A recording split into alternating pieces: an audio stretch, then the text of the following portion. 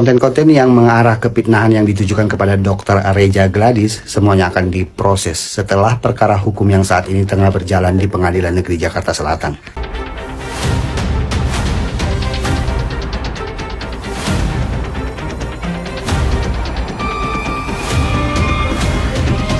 BPOM sebagai ahli datang atau tidaknya di persidangan diwajibkan bawa hasil lab sebagai ahli.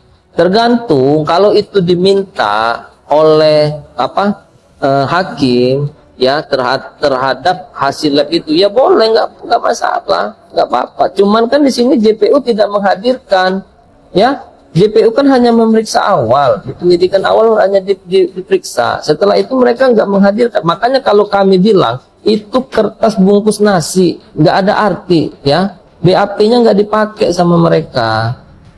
Mereka nggak mengajukan ahli ini. Kalaupun mau dipakai, itu di jaksa penuntut umum sudah menghadirkan. Nah sekarang ya di dalam KUHP itu mengatur kalau memang terdakwa ingin membela dirinya, silakan terdakwa hadirkan untuk hal yang membelakan dia, baik dari barang bukti, ahli, saksi. Itu terdakwa, tugas terdakwa nanti. Jangan pula diributkan lagi JPU-nya. JPU sudah menyatakan dia nggak pakai BPOM, ya.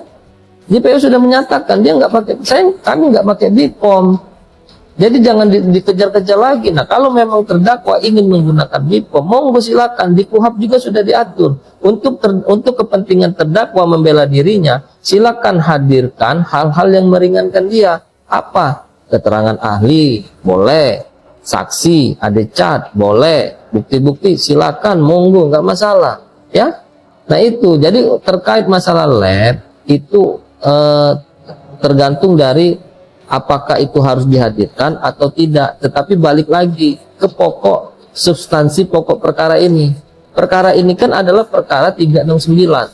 Dalam arti nggak ada korelasinya terhadap keterangan BPOM ataupun hasil lab ini. Oke, kita hadirkanlah labnya ya, hasil labnya kita hadirkan.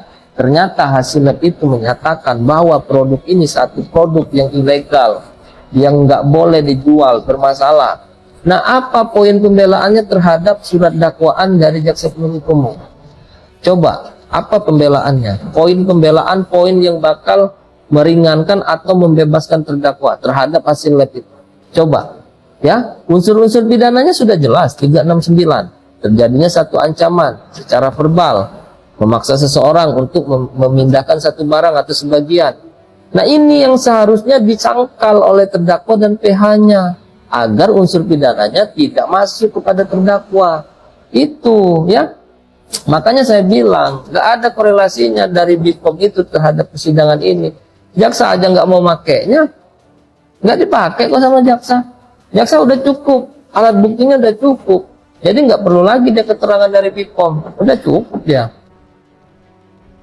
Harapan dari terdakwa Nikita Mirzani dan penasehat hukumnya untuk dapat menghadirkan saksi ahli dari pihak BPOM kandas sudah. Profesor Dr. Taruna Ikrar sekaligus Kepala Badan POM RI menegaskan bahwasannya untuk menghadirkan saksi ahli ke muka persidangan bukan merupakan permintaan dari sepihak, melainkan berada dalam kewenangan jaksa penuntut umum. Lebih lanjut disampaikan oleh Bapak Taruna Ikrar bahwasanya BPOM akan menindaklanjuti apabila ada panggilan resmi dari pihak jaksa penuntut umum untuk menghadirkan saksi ahli di muka persidangan terdakwa Nikita Mirzani pada Kamis mendatang. Konten-konten yang mengarah ke fitnahan yang ditujukan kepada Dr. Reza Gladys semuanya akan diproses setelah perkara hukum yang saat ini tengah berjalan di Pengadilan Negeri Jakarta Selatan. Dr. Reza Gladys pun meminta kepada siapapun agar menyimpan video atau konten-konten yang mengarah ke fitnahan yang ditujukan kepada dirinya agar nanti dikirimkan kepada Dr. Reza Gladys setelah selesai perkara hukum yang saat ini sedang berjalan. Dan Dr. Reza Gladys pun mengatakan insya Allah semuanya akan diurus. Dir Kepala Badan POM, Prof. Taruna Ikrar. Ini mau ngecek aja nih, bertanya dengan nada lembut banget nih.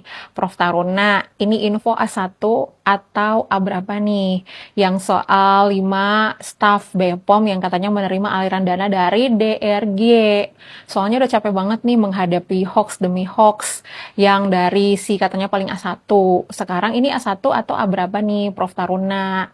Soalnya udah capek banget nih hoaxnya di mana-mana, fitnahan tentang DRG bisa membayar hakim, jaksa, polisi, pihak Bank BCA, pihak satelit Palapa, bahkan mungkin yang paling gongnya adalah yang paling tertinggi yaitu presiden kita. Soalnya kemarin si terdakwa ada koar-koar manggil-manggil nama Pak Prabowo. Ini kan sampai detik ini Pak Prabowo tidak berstatement apapun terhadap kasusnya si terdakwa nih. Ini jangan-jangan menurut logika pendukung terdakwa yang CA itu bisa-bisa mereka memfitnah Pak Prabowo menerima aliran dana dari DRG juga. Duh,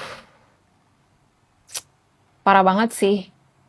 Gak capek mengumandangkan hoax dari hari ke hari. Yang lebih parahnya lagi, pendukungnya gak capek percaya hoax dari hari ke hari. Mari kita ikuti logika pendukung terdakwa yang CA itu ya. Mereka kan suka ngomongin ini, apalagi si Duta Copet itu ya, suka ngomongin kalau Kak Fitri Salhuteru itu adalah sales cenah. Jadi memang udah gitu logika mereka tuh CAC. Emangnya dari dulu kan ngomongnya kalau diskon itu namanya endorse. Kan mereka mengikuti logika dari si terdakwa nih. Makanya sales juga bisa ikutan tanda tangan AJB. Gitu ya. Sales bisa ikutan tanda tangan sertifikat gitu. Baru kali ini sih aku ngeliatin sales bisa nanda tanganin, ini kayaknya AJB nih kalau dilihat. Lagi parafin satu-satu halaman per halaman nih. Jadi menandakan bahwa udah dibaca keterangannya di ACC tanda tangan gitu ya. Baru kali ini nih aku melihat sales seperti ini nih. Makanya udah paling benar nih Fitri Salhuteru ngasih caption kayak begini. Kadang jadi sales, kadang jadi direktur, kadang jadi komisaris. Pokoknya suka-suka aja netizen yang memang logikanya itu CACAT. Diskon aja dibilang endorse kok. Jadi wajar kalau percaya kalau sales itu bisa tanda tangan AJB. Luar biasa. BPOM rilis ada 5 orang pegawai BPOM terima uang suap dari Reza Gladys. Kepala BPOM, Taruna Ikrar masih dalam penyelidikan. Mohon bersabar. Ini kalau berita-berita hoax ya, cepet heboh ya, heboh, seheboh-hebohnya. Padahal akunnya kecil, tapi yang nge-view sampai jutaan, gila nggak sih? Aku yakin berita hoax ini gara-gara kemarin tuh ya menurut aku gitu, gara-gara BPOM kemarin tuh kan nggak mau jadi saksi gitu di persidangan si terdakwa, jadilah dibuat berita-berita yang kayak gini. Padahal gitu kan, ini akunnya kecil ya kan, akun kecil, nanti kalau misalkan ada apa-apa gitu kan, bawa-bawa BPOM gini ya kan. Karena kan lembaga yang dibawa-bawa gitu, ada masalah hilang karena akun-akun kecil. Oh alah, ngapainlah kalian bikin berita-berita hoax kayak gitu ya kan, menggiring opini. Pembulalamb. Nikita Mirzani hanya merepost postingan milik Dr. Samira. Mari kita sekarang pakai otak hukum. Hukum bula ya, bukan hukum lokal. Jadi kalau Simba mengatakan bahwa si Marijan gak bersalah, hanya merepost videonya si Sarimi, artinya yang melakukan kejahatan itu siapa? Ya si Sarimi. Karena si Marijan hanya merepost. Dia tidak melakukan kejahatan menurut Anda, dia tidak menghina, dia tidak memeras, tapi hanya merepost. Dan gara-gara repost ini si gladiator marah. Jadi, jikalau Marijan tidak bersalah, yang salah siapa? Si Sarimi. Yang melakukan kejahatan siapa? Si Sarimi. Jadi Anda sebagai pengacerong harusnya di persidangan ngotot.